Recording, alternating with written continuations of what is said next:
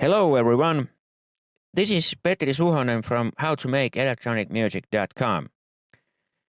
This is my first tutorial with voiceover, so please excuse my spoken English. It's not that great, but I do hope you understand what I'm trying to say. And remember, you can always check the text version on my website and you can find the link in the description box. Okay, so in this tutorial, I will give you few ideas and thoughts why you should make sure that the low end of your EDM track stays mono and how to do that. First, why is it important to make sure that the lower frequencies of your mix are in mono, especially if it's aimed for clubs? Low end is the fundamental in electronic dance music. The low end holds the energy of your whole track, so it needs to be as solid and punchy as possible. Now, what could possibly make the low end sound inconsistent and not so punchy in a club sound system? Some stereo widening effects such as chorus, harsh effect tricks, and so on. And even though they are cool and they have their place when applied to upper frequencies, they can be bad for low frequencies. Why is that? The thing is, if the stereo widening effect sets the phase of the audio between the left and right channel out of sync, which they usually do, and you don't have an option to control the frequency range where it will be applied, your low end may suffer phase cancellation issues when those channels are mixed together. Many club BAs sum low frequencies to mono, and if your low end material is having a left and right channel phase mismatch, bass levels may sound inconsistent and it'll partly lose the focus. And that's bad.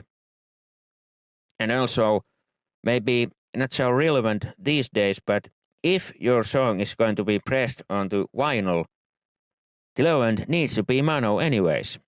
Check more about this on Resound Sounds blog and you can find the link in the description box. So, by keeping the bass in mono, you will ensure that your track retains its energy and hit hard in the dance floor. And even if the club is having a full stereo system, the installation, alignment, and how people are positioned on the dance floor varies. Many people are standing so that they hear only one of the speakers, and in fact, only a small amount of people are in the middle of the floor to hear the music in full stereo.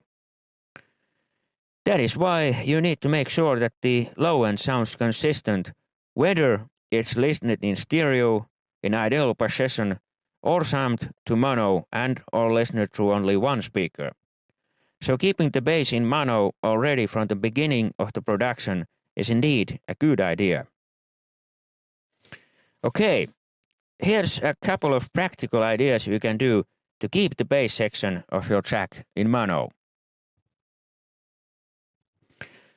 For starters, you might want to load some stereo analysis tool to the master channel of your DAW to keep an eye how the audio signal is spread in the stereo field. Now, if you don't have one, check out Stereo Tool by Flux. It's an awesome free stereo imaging and analysis tool, and that's what I am using in this tutorial. Reading the analyzer is pretty easy.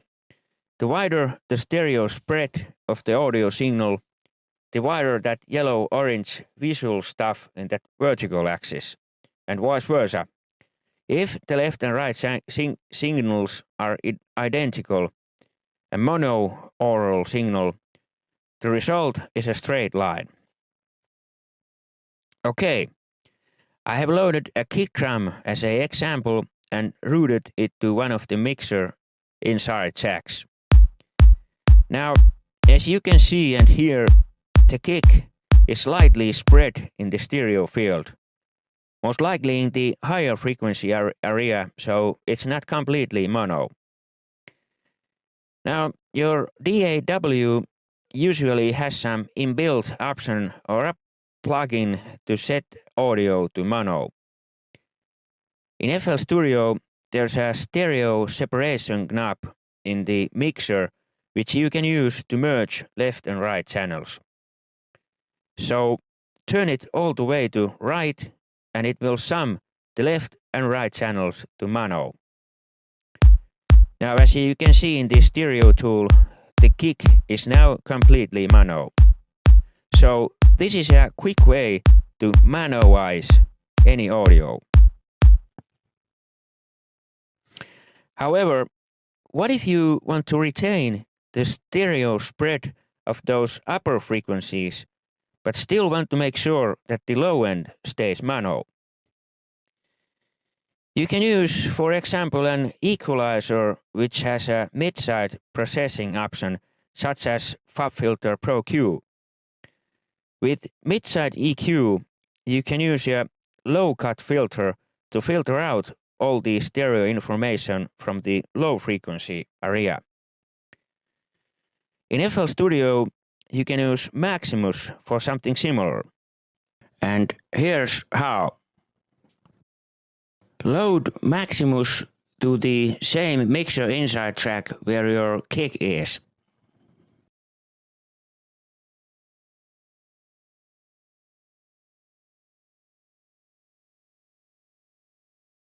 And turn off the compression for all the bands, including the master, as we are not going to use Maximus for compression here. We are using it just for controlling the stereo width of different frequency ranges.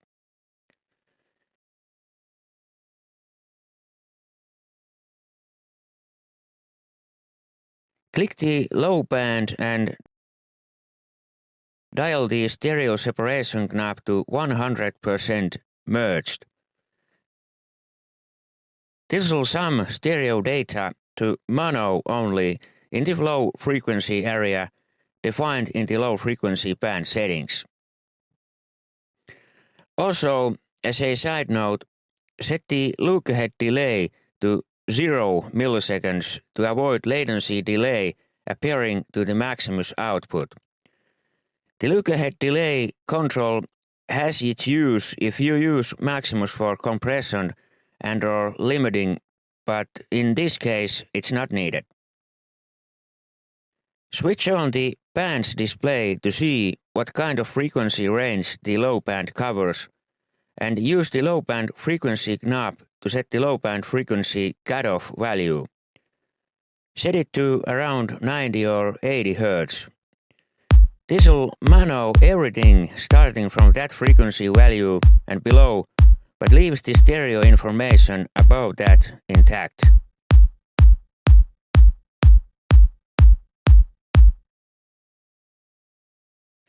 But what about those bass sound presets included in your favorite synth plugin?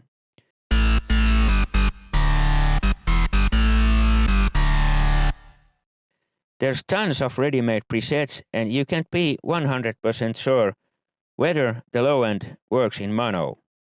So how to make sure it stays in mono? You can use the same process as with the kick, mid-side EQ or Maximus. I'm using Maximus here, so I'm just going to drop it to the same mixer inside track where Spire is routed and use the same settings as with the kick. I turn off the compression for all the bands and I'll merge the low band to mono and set the low band frequency cutoff value to around 80 Hz. This leaves the stereo spread in the upper frequencies intact.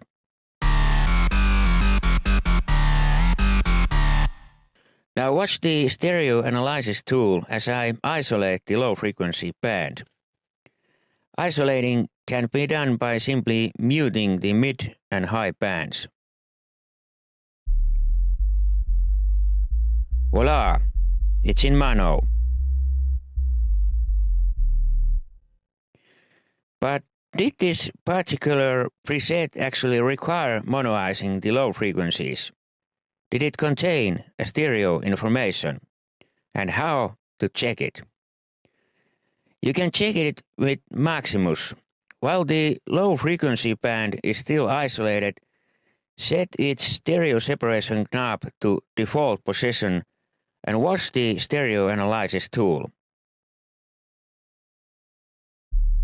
As you can see, the low frequency range of this bass preset does contain a stereo information. But there's not much of it, and at least to my ears, it seems to sound alright when summed to mono. So this particular sound could have worked perfectly well in a mono sound system as is.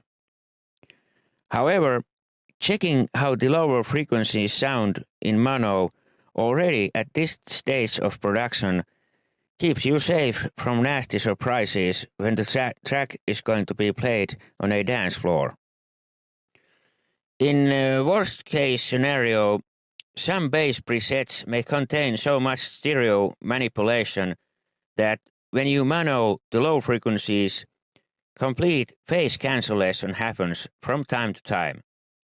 If that's the case, then simply by merging the left and right channel isn't going to fix that. It just makes the phase issue apparent in an early production stage. Now, even though the stereo analysis tool helps you to see the stereo width visually, you need to let your ears to be the final judge. When you mono the low frequency range and listen it in isolation, does it sound weak from time to time? Is there an inconsistency in its volume level? If it does, you might want to check how the bass sound patch is built. Depending on the synth plugin you're using, check the effects or special features that affects to the stereo width, such as chorus, some special stereo widening parameters, and so on. If there isn't an option to set a specific frequency range where the effect will be applied, try decreasing the stereo widening effects until the low frequencies sound consistent in mono.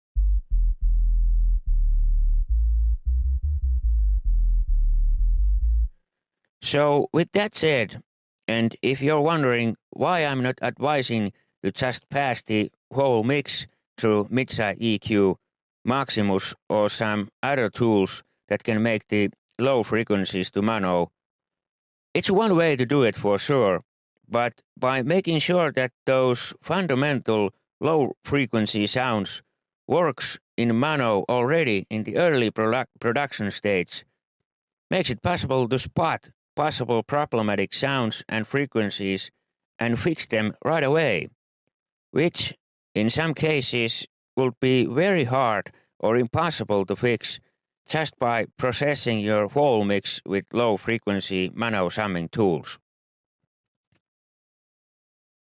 If you want to be 100% sure that the low frequencies of your favorite bass preset is mono compatible, but you still want to retain a stereo depth it has in the upper frequencies, try this. Cut all the low frequencies off from the bass sound and layer a pure sine wave bass underneath it. In FL Studio, you can do it easily by using Triage Synth and Layer Channel. And here's a step-by-step process.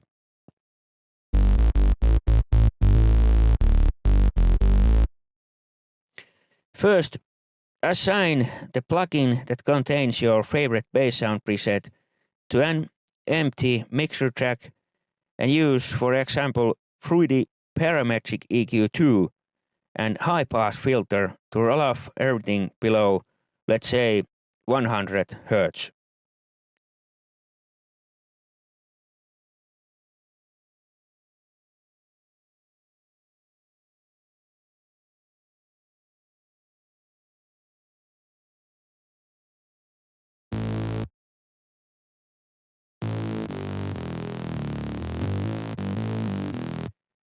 Next, load triage synth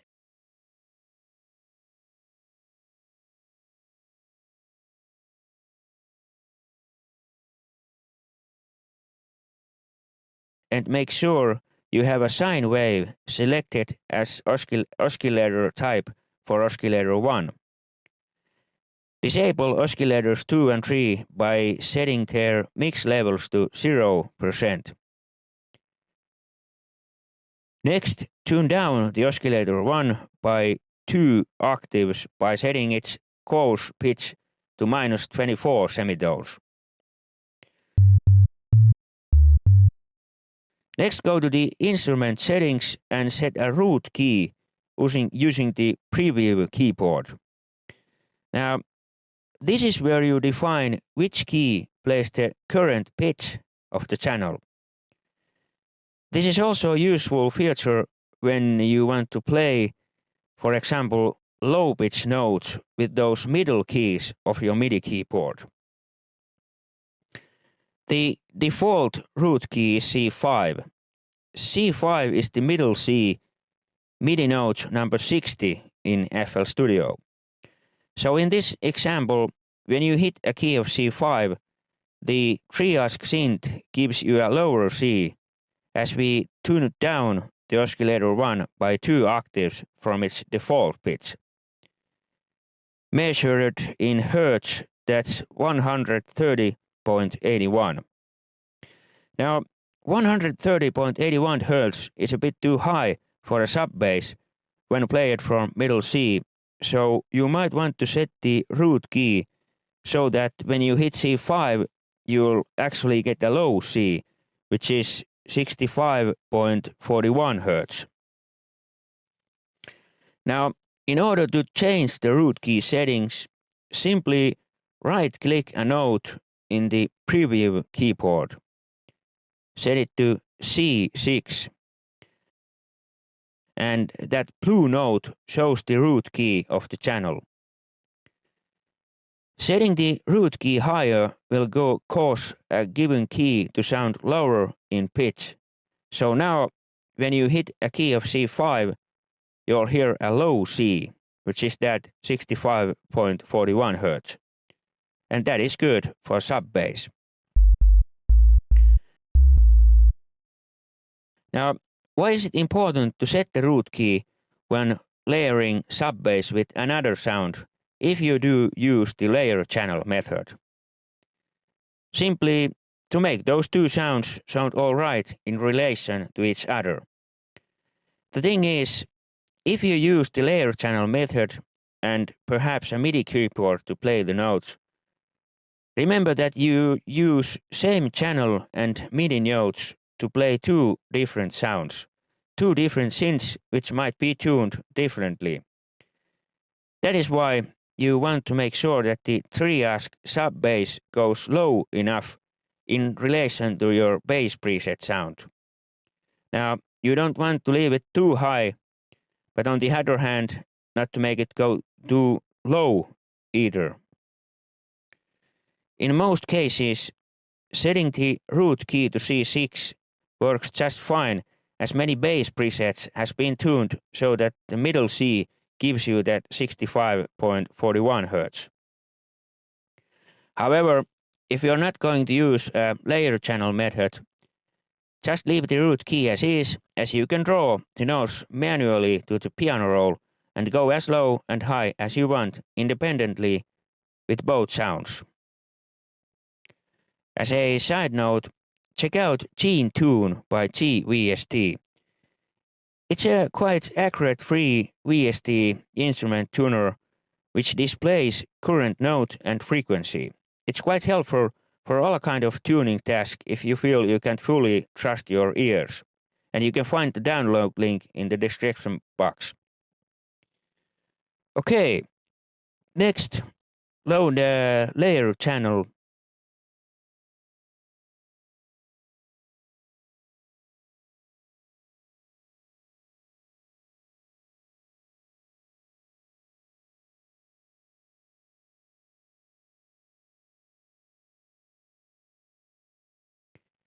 And set those two instrument channels as children by selecting them with the channel selector and clicking Set Children under that layering dialog. And that's about it.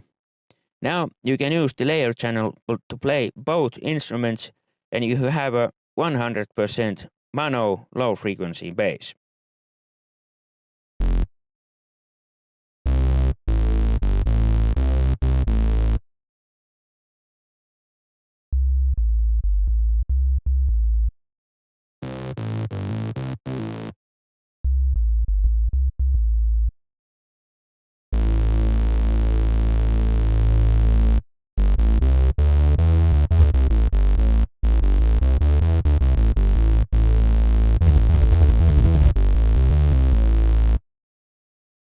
The end.